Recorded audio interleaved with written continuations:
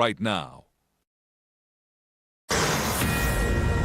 Airstrikes in Syria overnight following the deadly chemical attack. The U.S. denying involvement in those strikes. The White House saying all options, though, are on the table for our response to their attack. So how should the president handle the country, this country, and that country as the world's leader of the free world? Here to weigh in is former Connecticut Senator, Chairman of United Against Nuclear Iran, and former 2004 presidential candidate, Joe Lieberman.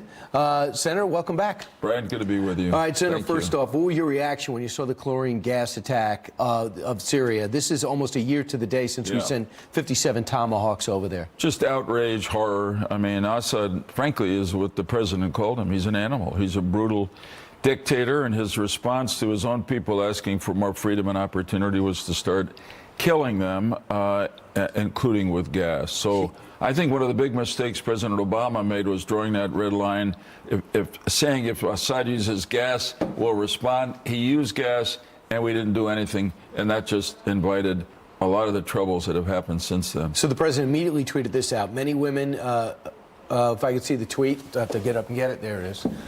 Many women, including many dead, including women and children. A mindless chemical attack in Syria. Area of atrocity is in lockdown and encircled by the Syrian army, making it completely inaccessible to the outside world. This is key. President Putin, Russia, and Iran are responsible for backing this animal Assad. So what's your reaction? Is that strong enough? Yeah, tough language from President Trump, but in my opinion, absolutely correct, accurate, factual. The world pulled back, including the U.S. under President Obama, let this country go wild. Assad do whatever he wanted. Iran was already in there, increased its presence. They have tens of thousands there, and then Russia saw an opening and moved in. And Assad now thinks he can do whatever he wants with his people, including breaking that line of civil behavior and using gas. Senator Lindsey Graham told us an hour ago targeting Assad should be on the table. Does Joe Lieberman think so?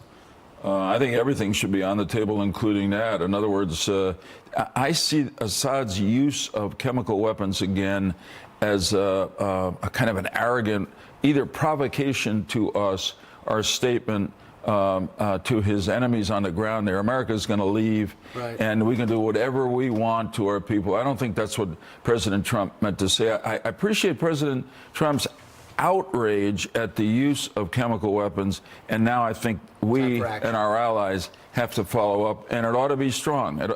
We should hit their military. Maybe we should do what we said we talked about a long time ago, which is to ground their Air Force. Absolutely. Let's talk about John Bolton's first day today. What's going to be his impact with this president? I think, I'm biased. John Bolton is my friend. I've known him for a long time. He's very smart. He has great experience in the State Department, Justice Department. He has a point of view. I think he'll help the president with a big strategic view of the world, and he's principled. But I think he also understands that he's working for the president. That's the president's right to choose him, but he's the national security advisor.